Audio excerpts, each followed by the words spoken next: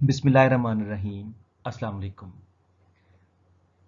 Dear students, in this lecture, we are going to study about RLC parallel circuit, or it is also called rejector circuit. Why RLC parallel circuit is also called rejector circuit? Inshallah, at the end of this lecture, we shall study.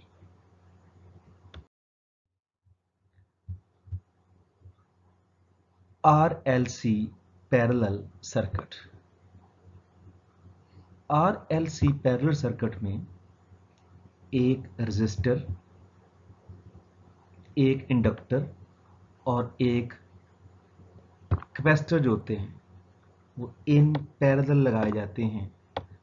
Resistor, inductor और capacitor parallel में लगाए जाते हैं with alternating voltage source whose frequency can be varied from few hertz to several megahertz. So when a resistor R, inductor L and capacitor C are connected in parallel across a voltage supply, the circuit so obtained is called RLC parallel circuit as shown in figure. Consider a parallel RLC circuit. Unlike the RLC series circuit, the instantaneous voltage across all three elements R, L and C are the same. हम जानते हैं series combination में current same रहता है और voltage across each element mean resistor, inductor और capacitor के across divide होता है, लेकिन पैरेलल सर्किट में करंट डिवाइड होता है, वोल्टेज सेम रहता है। सो RLC पैरेलल सर्किट में रेजिस्टर, इंडक्टर और कैपेसिटर के अक्रॉस जो वोल्टेज होगा, इंस्टेंटेनियस वोल्टेज होगा, ये V ही होगा और V is equal to V naught sine omega t होता है। ये हम जानते हैं। वोल्टेज जो है वो सेम रहेगा और current through each element will be different, और करंट डिवाइड होगा और करंट हर एलिमेंट में से डिफरेंट होगा। In analyzing the circuit, the current through resistor is, क्योंकि हमने कहा था करंट डिवाइड होगा तो करंट थ्रू रेजिस्टर कितना होगा, करंट थ्रू रेजिस्टर IR कहेंगे इसको। IR is equal to V over R according to Ohm law. I is equal to V over R होगा और जो V है ये instantaneous value of the voltage है, इसकी वैल्यू पुट कर दी V naught sine omega t. V की value V naught sine omega t, तो V नॉट ओवर R, ये जो इतनी चीज़ है V नॉट ओवर R, ये बन जाएगा हमारे पास IRO mean maximum current through resistor. ये IRO mean maximum current through resistor और साइन ओमेगा टी वैसे का वैसा आ जाएगा। वेयर हमने क्या किया, where V naught over R को क्या पुट किया, हमने IRO पुट किया, IRO के इक्वल पुट किया। तो voltage across the inductor is, ये तो रेजिस्टर में से निकाला ना हमने करंट। अब वोल्टेज अक्रॉस द इंडक्टर कितना होता है, हम जानते हैं V is equal to minus L di/dt होता है, हम ऑलरेडी पढ़ चुके हैं।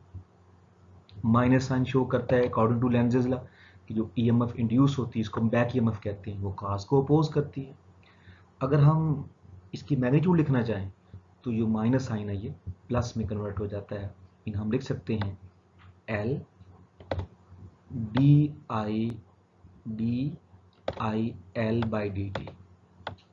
di/dt,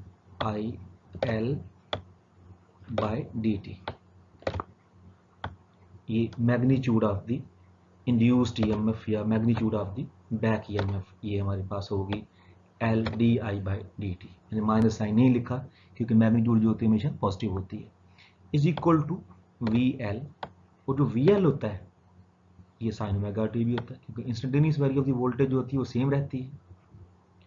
instantaneous value of the voltage across resistor हो अक्रॉस इंडक्टर हो या अक्रॉस कैपेसिटर हो वो सेम रहती है, इसलिए वोल्टेज होगा ये V naught sine omega t के इक्वल होगा। इसे हम instantaneous value of the voltage कहते हैं, साइन ओमेगा टी। क्योंकि हमने करंट निकालना है, करंट थ्रू रेजिस्टर निकालिए, पहले आई आर ये निकाली, अब हम आई एल निकालना है, तो क्या मैं लिख सकता हूँ ऐसे डी आई एल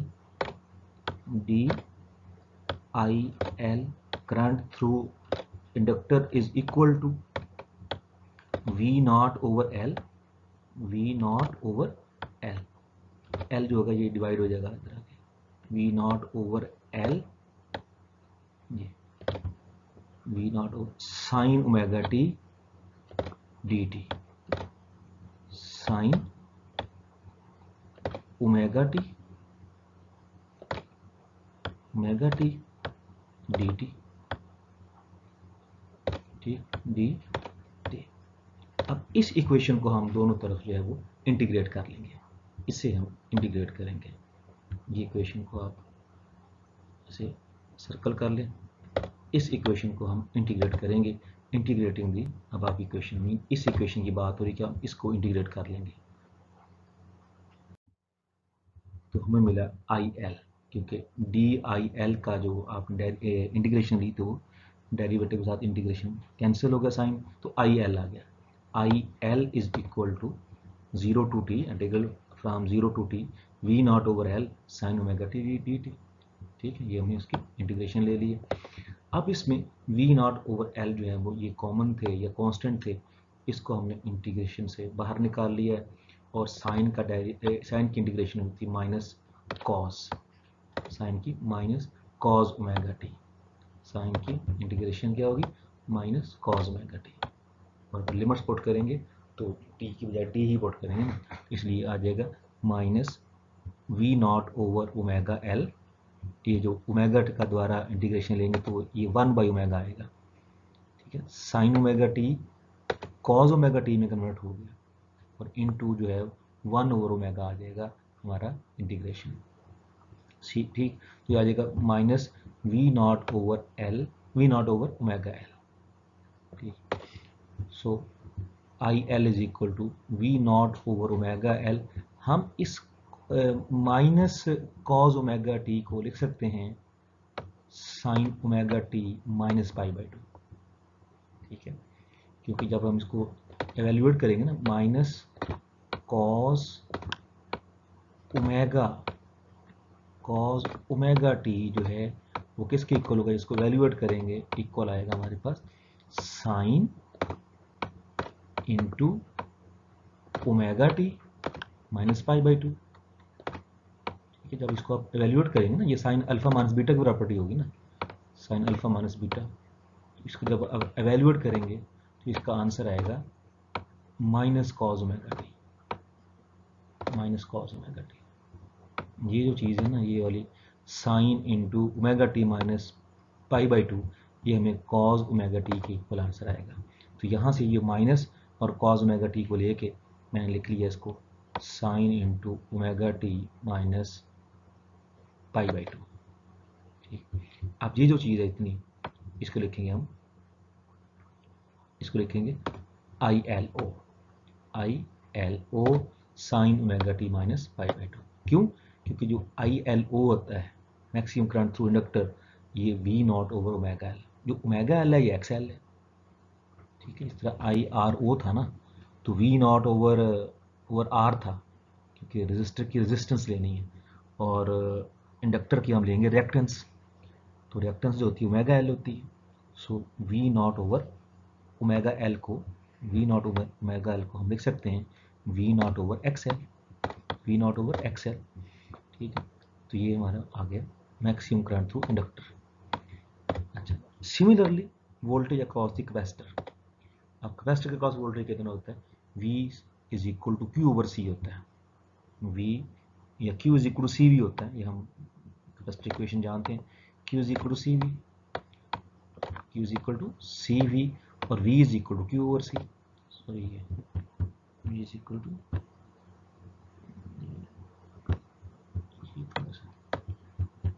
दोबारा ये, तो ये Q is equal to C into V, और V इज इक्वल टू आ जाएगा Q by C, V is equal to Q upon C, और V जो है ये क्या है, वोल्टेज अक्रॉस दी कैपेसिटर, थोड़ा सा C लिख देते हैं, voltage across the capacitor. Also instantaneous value of the voltage across the capacitor हम जानते हैं सेम होती है, रजिस्टर के क्रॉस, इंडक्टर के क्रॉस, कैपेसिटर के क्रॉस, वो थी V naught sine omega t. तो ये जो VC है ये V naught sine omega t के इक्वल भी है। So V naught sine omega t is equal to Q by C is equal to Q by C। अच्छा, अब हम जानते हैं करंट जो होता है I is equal to d q by d t, rate of flow of charge is called current, I is equal to d q by d t होता है, I C equal d q by D.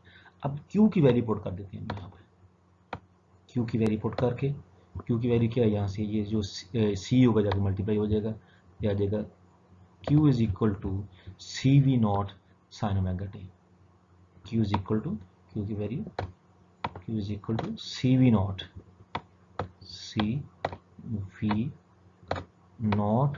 Sign omega t, और इसका अगर आप derivative लोगे with respect to T तो आपको वो करंट देगा।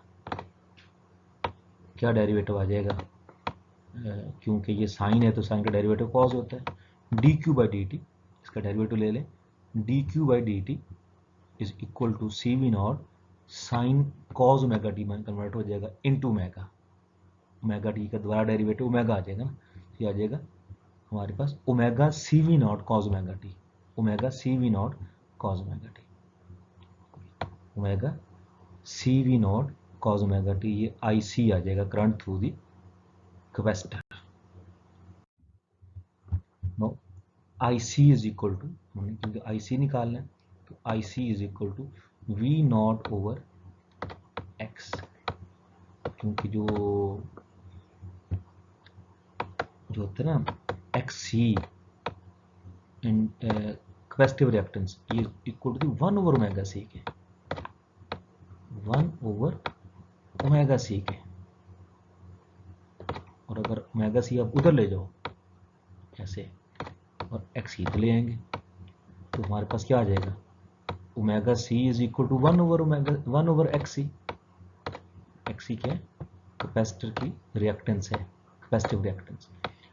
तो हमारे पास था ओमेगा सी वी नॉट, तो ओमेगा सी को हमने 1 बाई एक्स सी लिखा, तो यह आ जाएगा हमारे पास we not over X C, ये एक्स सी है, जो सिंबल है ना एक्स कैपेसिटर के लिए, capacitive reactance 1 over X C लिखा, तो V not over X C sine, तो कॉस को हम लिख सकते हैं, कॉस को sine omega t plus pi by two, ठीक है। इसमें जब आप खोलोगे, क्योंकि ये प्लस में है, omega t plus pi by two है, तो ये हमें देगा कॉस ओमेगा टी, तो कॉस ओमेगा टी जो है वो इसके इक्वल है, ठीक है। इंडक्टर में ना हमारे पास यहाँ पे माइनस कॉस ओमेगा टी को हमने लिखा था, माइनस कॉस ओमेगा टी को sine omega t minus pi by to, तो अब तो हमारे पास जो आई सी था वो था I C is equal to omega C V not cos omega t था, प्लस में था ना, इसलिए हमें उसको प्लस ही बनाना है, तो फिर क्या लिखेंगे इसको, sign into omega t plus pi by to, तो इसको अगर हम खोलेंगे sign omega t plus pi by to को, तो ये हमारे पास देगा कॉस ओमेगा टी, ठीक है। तो ये जो इतनी चीज़ है V not over X C, ये हमारे पास आ गया I C O, maximum current through capacitor, I C O into sine omega t plus pi by two, ये पाई बाय टू आ जाएगा, V not over X C को हमने आई सी ओ लिखा है, तो उसी तरह यह देगा हमारे पास, और एक्स सी जो है वो कैपेसिटिव रिएक्टेंस है, 1 ओवर ओमेगा सी की इक्वल होती है, इसका कैपेसिटिव रिएक्टेंस। अच्छा, अब तीनों करंट्स हमने निकाल लिए हैं, हमने करंट थ्रू कैपेसिटर भी निकाल लिया, करंट थ्रू इंडक्टर भी निकाल लिया, और करंट थ्रू जो है वो रेजिस्टर भी निकाल लिया। तो according to Kirchhoff rule current rule जो है, फर्स्ट रूल जो है उसके मुताबिक क्या होगा, by using Kirchhoff current rule, total current in the circuit is simply the sum of all the currents, तीनों करंट का सम हो जाएगा। Total current I is equal I R plus I R plus I L plus I C, I R current through resistor plus I L current through inductor plus I C current through the capacitor, इन तीनों के sum के equal हो जाएगा total current. इसकी value put कर दें, I is equal to, I उसी तरह आ गया, आई आर की value I R O sine omega t, ये आई एल की वैल्यू पुट कर, I L O sine omega t minus pi by two, और आई सी की वैल्यू हमारे पास आ गई I C O sine omega t plus pi by two. तीनों करंट जो हमने निकाले ना बारी बारी, उन तीनों को हमने ऐड कर लिया, तो ये मतलब total current through the circuit आ जाएगा। Now we can draw phasor diagram. क्योंकि हम जानते हैं रेजिस्टर में जो करंट और वोल्टेज होते हैं इन फेज होते हैं, ठीक है, और हमने देखा कि जो इंडक्टर में से करंट है वो 90 के एंगल पे लैग कर रहा है, क्योंकि I L is equal to I L O sine omega t minus pi by two है, जबकि जो कैपेसिटर में से करंट है वो 90 के एंगल पे लीड कर रहा है, क्योंकि वो I C is equal to I C u sine omega t plus pi by two. और हम वैसे भी जानते हैं कि जो कैपेसिटर होता है उसमें करंट लीड करता है, इंडक्टर में वोल्टेज लीड करता है, करंट लैग करता है, और जो रेजिस्टर होता है उसमें करंट और वोल्टेज इन फेज होते हैं। अब हम फेजर डायग्राम जो है वो ड्रॉ करना चाहते हैं। फेजर डायग्राम के लिए हमने एक वोल्टेज अल्टरनेटिव क्वांटिटी है, दूसरा हमने करंट को सिलेक्ट किया है। तो करंट को और वोल्टेज को आपस में हम प्लॉट करें, देखिए हमारे पास क्या बनता है। तो ये हमारे पास है जी, suppose voltage long X axis ले लिया मैंने, इसको मैंने वी ओ लिखा, V O maximum value of the voltage, और इसको हमने इधर लिखा। अब जो होता है हमारा रजिस्टर में करंट और वोल्टेज इन फेज होते हैं। इसका मतलब अगर वोल्टेज इधर है तो रजिस्टर का करंट भी इधर ही होगा। सो रजिस्टर का करंट जो है वो इस वोल्टेज के साथ इन फेज होगा, इसलिए मैं आई आर ओ को वोल्टेज की ही लाइन में लिखूंगा आई आर ओ जो है करंट थ्रू रजिस्टर जो है, current through resistor will be in the direction of voltage. So I R O जो होगा वो ये होगा, I R O in the direction of voltage, ठीक। अच्छा, जबकि जो कैपेसिटर होता है हम जानते हैं उसका करंट जो होता है वो वोल्टेज से 90 के अंदर लीड करता है, इसलिए उसको हम अपवर्ड बनाएंगे, ठीक। वो ऐसे होगा अपवर्ड, 90 के अंदर पे लीड कर रहा है, I C O, I C O current through capacitor 90 के एंगल पे लीड कर रहा है। जबकि जो करंट थ्रू इंडक्टर होता है 90 के एंगल पे लैग करता है, ये नीचे तरफ आ जाएगा, ये वोल्टेज से 90 के एंगल पे ये लैग कर रहा है, आई एल ओ, ठीक। ये वो वोल्टेज से 90 के एंगल पे लैग करता है, ये वोल्टेज से 90 के एंगल लैग कर रहा है, कैपेसिटर का करंट 90 के एंगल पे लीड कर रहा है, आई सी ओ 90 के एंगल पे लीड कर रहा है, ये लीड कर रहा है, इंडक्टर का लैग कर रहा है, और रेजिस्टर का जो है वो इन फेज है। अब क्योंकि ये आई सी ओ और आई एल ओ दोनों अपोजिट डायरेक्शन में है, तो हम इनका पहले लेंगे डिफरेंस। तो या आई C O minus I L ओ या आई एल ओ माइनस आई सी ओ, जो करंट ज़्यादा होगा तो हम लेट कर लेते हैं आई सी ओ ज़्यादा है, तो फिर क्या आ जाएगा, फिर दोनों का नेट जो आएगा आई सी ओ, ये इस तरह ले लें, I C O minus I L O, suppose I C O is greater than I L O, so I C O minus I L O, ये आ जाएगा नेट करंट अपवर्ड। मसलन अगर मैं ये कहता हूँ ना कि जो आई सी ओ है, ये वाला करंट जो आई सी ओ ये फर्ज किया ये 3 एम्पियर है और ये वाला 2 एम्पियर है, तो 2 एम्पियर डाउनवर्ड है और 3 एम्पियर अपवर्ड है। इसका ऊपर वाला करंट जो है वो 3 एम्पियर है, तो 1 एम्पियर ज़्यादा होगा, तो इसलिए हम नेट अपवर्ड लेंगे। इसलिए नेट हमने ये अपवर्ड लिया है, ICO माइनस ILO का। अच्छा, अब जो टोटल आ जाएगा वो ये हमारे पास ये आ जाएगा, जो रिजल्टेंट आ जाएगा करंट, इसको हम IO लिखेंगे। जो resultant current through the circuit flow कर रहा है उसको हम IO लिखेंगे। वो थीटा एंगल पे लीड कर रहा होगा, थीटा एंगल पे, या इसको फाई एंगल कह लें, कोई इशू नहीं, थीटा या फाई जो मर्जी, तो यहाँ पे फाई एंगल लिखा जाता है। यहाँ पे हमने फाई लिखा हुआ, ये फाई है। यही डायग्राम जो है वो यहाँ बनाई गई है।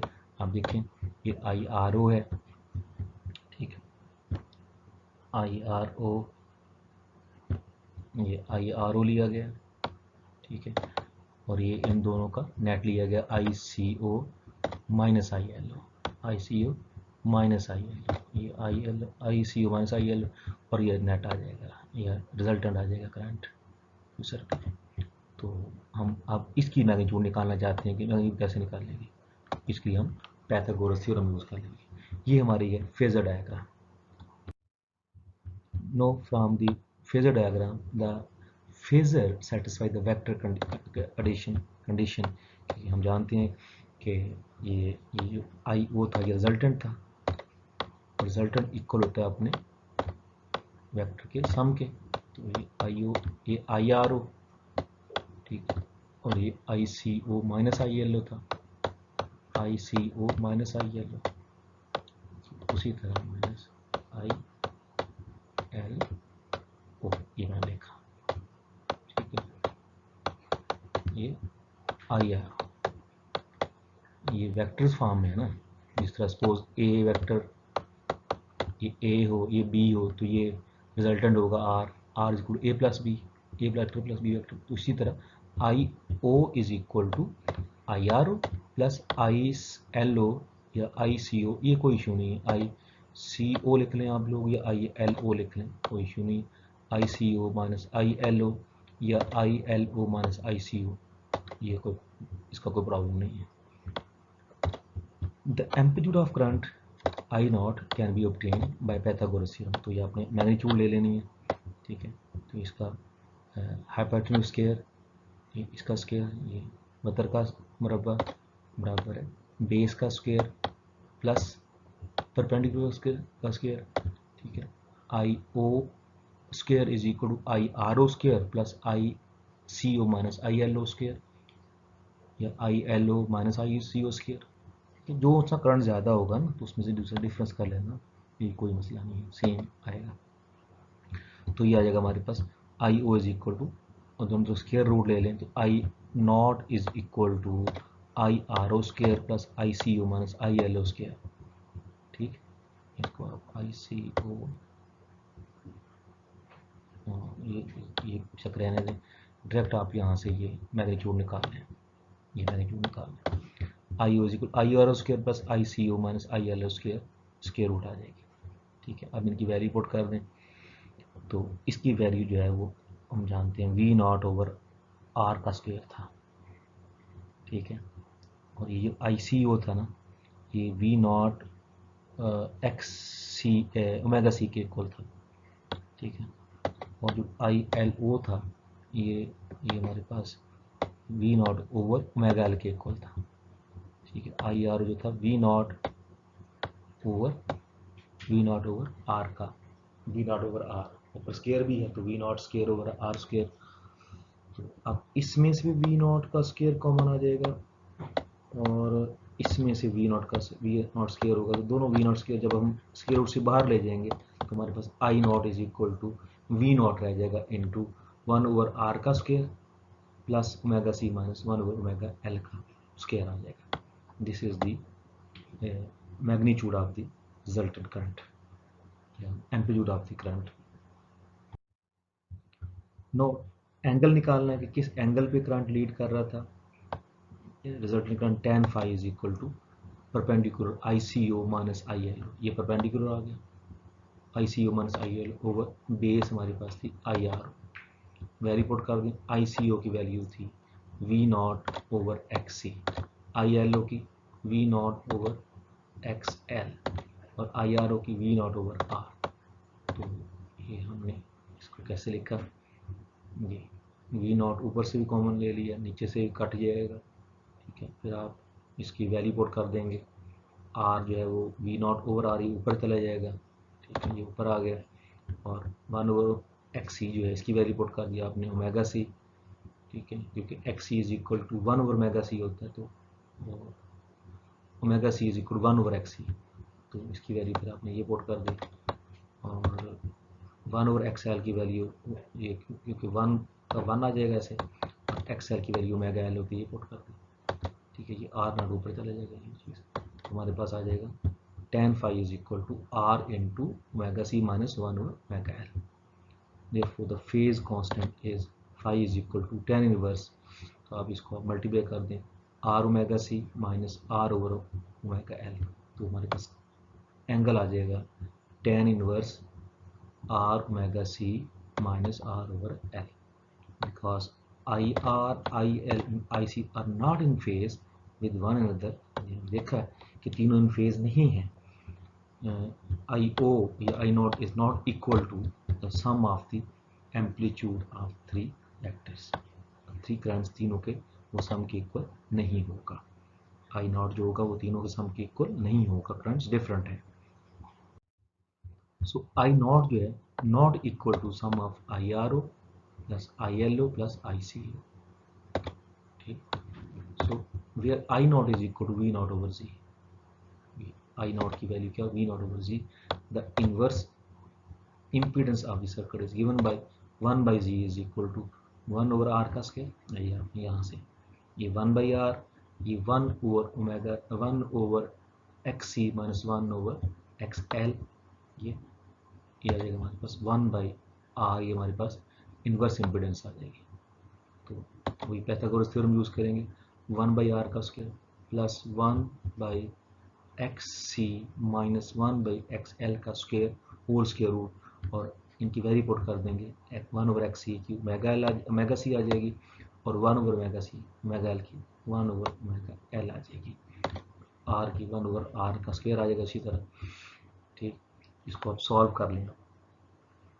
जो आर है रेजिस्टेंस होती है, इसको हम अगर हम लिखना चाहें तो ऐसे लिख सकते हैं एक्स आर का स्क्वायर, ठीक है, रिएक्टेंस ऑफ द रेजिस्टर, तो 1 over Z is equal to 1 over X R का square plus 1 over X C minus 1 over X L का स्क्वायर रूट।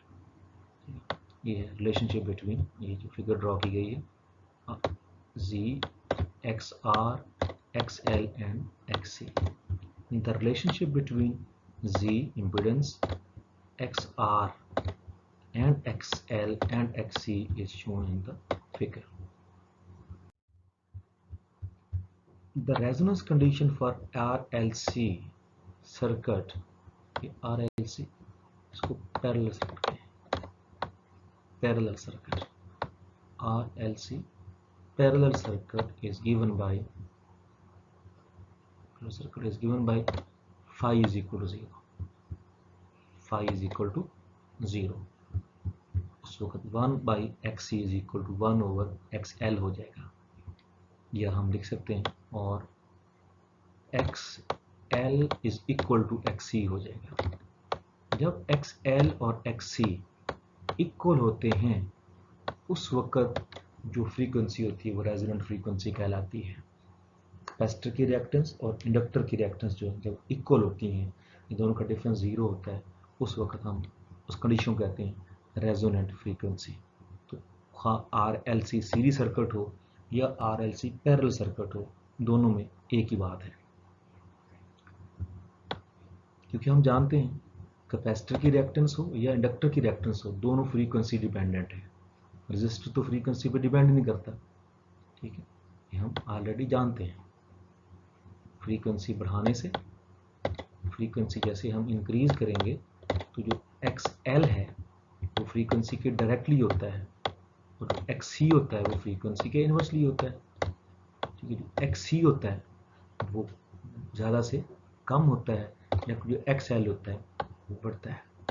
तो इस पॉइंट के ऊपर दोनों इक्वल हो जाते हैं, इसे हम बोलते हैं resonant frequency. Resonant frequency at resonant frequency XC is equal to XL होता है।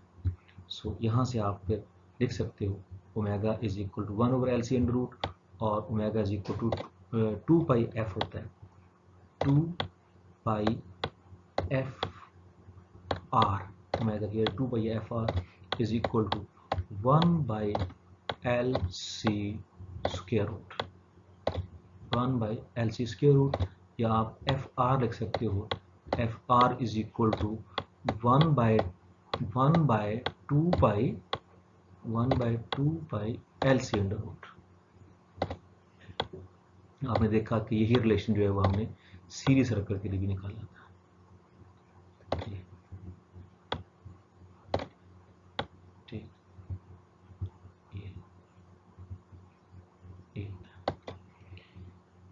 ये है रेजोनेंट फ्रीक्वेंसी।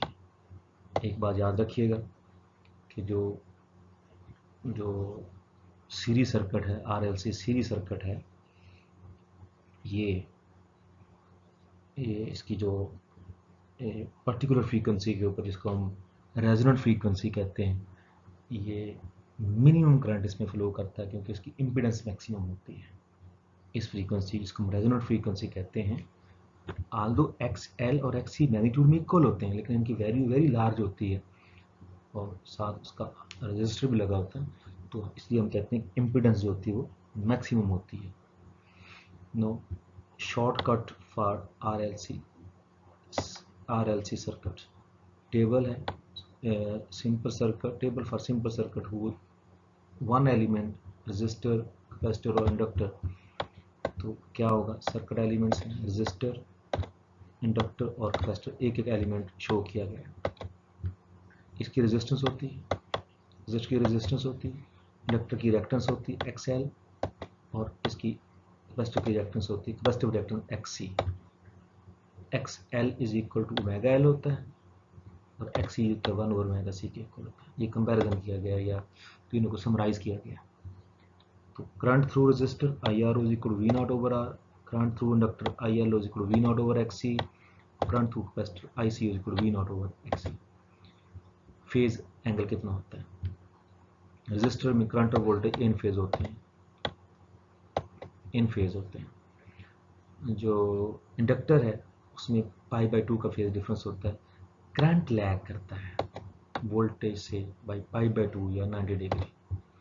और कैपेसिटर में क्या होता है, करंट लीड करता है वोल्टेज से बाई 90 डिग्री और π/2। Table for circuit which has more than one circuit element. पहले हमने एक एक एलिमेंट का जिक्र किया, अब अगर एक से ज़्यादा होगा, अब R और L सर्किट एलिमेंट है, R और L कंबाइन करते हैं, इम्पीडेंस बनेगी R² प्लस XL का स्क्वायर रूट। RC अगर होंगे तो R² प्लस XC का स्क्वायर, और तीनों होंगे RLC सीरीज में लगे होंगे, तो फिर क्या होगा, R² plus XL minus XC का स्क्वायर, ये इम्पीडेंस होगी। करंट होगा I0 over V0 over Z, ठीक है, ये इम्पीडेंस है Z, तो I0 is equal V0 over Z, तो Z की वैल्यू पुट कर दिए R² ओवर XL का स्क्वायर। इसी तरह यहाँ भी वही V0 ओवर Z, ये वैल्यू पुट कर दी, यहाँ भी वही काम किया गया, ये करंट निकाला गया। अब फेज डिफरेंस क्या होगा, R और L है ना, तो इसमें जो फेज डिफरेंस होगा 0 से बड़ा होगा, 90 से छोटा होगा, ठीक है, क्योंकि इसमें करंट जो होता है इन फेज होता है, इसमें करंट जो होता है वो लैग करता है, इसलिए जो एंगल होगा, वो जो फेज डिफरेंस होगा फाई, वो बिटवीन 0 एंड 90 होगा, बिटवीन 0 एंड 90 RL के लिए। अच्छा, RC के लिए जो एंगल होगा 0 से छोटा होगा और -π/2 से बड़ा होगा, ठीक है। और RLC में अगर XL XC से बड़ा है तो फाई 0 से बड़ा होगा, और अगर XL जो है वो XC से छोटा होगा, ठीक है, यहाँ पे XL XC से बड़ा था तो जो फाई था वो 0 से बड़ा था, और अगर XL छोटा होगा XC से, smaller than XC, then phi जो होगा वो 0 से लेस होगा। Now we establish relationship between between impedance and frequency.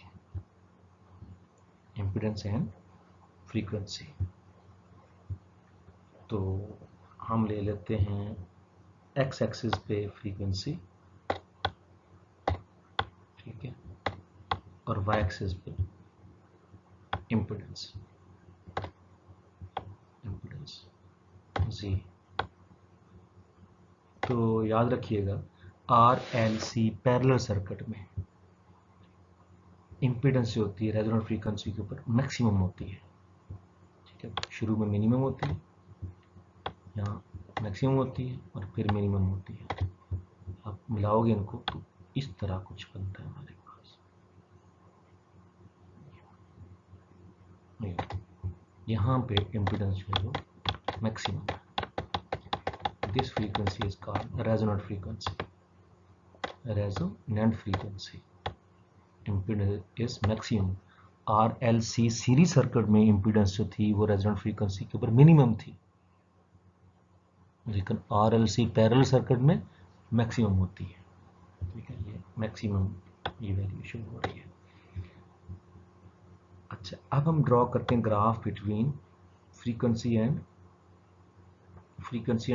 Current. Current के बीच में फ्रीक्वेंसी के बीच में करंट ले लिया मैंने, इधर मैंने फ्रीक्वेंसी ले ली। तो शुरू में जब करंट जो है, शुरू में जब इम्पीडेंस मिनिमम होती है करंट मैक्सिमम होता है, ठीक है। करंट मैक्सिमम होगा, इसका करंट यहाँ मैक्सिमम होगा। शुरू में करंट मैक्सिमम, फिर रेजोनेंट फ्रीक्वेंसी पे इम्पीडेंस मिनिमम है तो करंट, इम्पीडेंस मैक्सिमम है तो करंट मिनिमम होगा, और फिर करंट मैक्सिमम हो जाएगा। तो ये इसको मिलाएंगे तो ये हमारे पास कुछ इस ऐसे बनती है, ये बनेगा।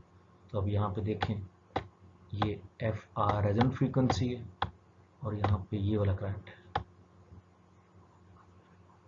ये वाला करंट है, इसको नेट करंट या current eight resonant frequency IR। This current is minimum. इसका मतलब क्या हुआ, RLC पैरेलल सर्किट एक पर्टिकुलर फ्रीक्वेंसी के ऊपर मैक्सिमम करंट को रिजेक्ट कर देता है, मैक्सिमम करंट को रिजेक्ट कर देता है। It does not allow maximum current to pass through at a particular frequency. That is why it is also called rejector circuit, ठीक। RLC सीरीज सर्किट एक पर्टिकुलर फ्रीक्वेंसी के ऊपर मैक्सिमम करंट को allow करता था, पास होने देता था, इसलिए उसका नाम था एक्सेप्टर सर्किट। लेकिन RLC पैरेलल सर्किट जो है eight a particular frequency maximum current को अलाउ नहीं करता, मैक्सिमम करंट को ब्लॉक कर देता है, मिनिमम करंट फ्लो करता है, मैक्सिमम करंट को ब्लॉक कर देता है। That is why it is also called rejector circuit, ठीक। ये बात याद रखनी है, ठीक है जी। इट्स ओके, अल्लाह हाफिज़।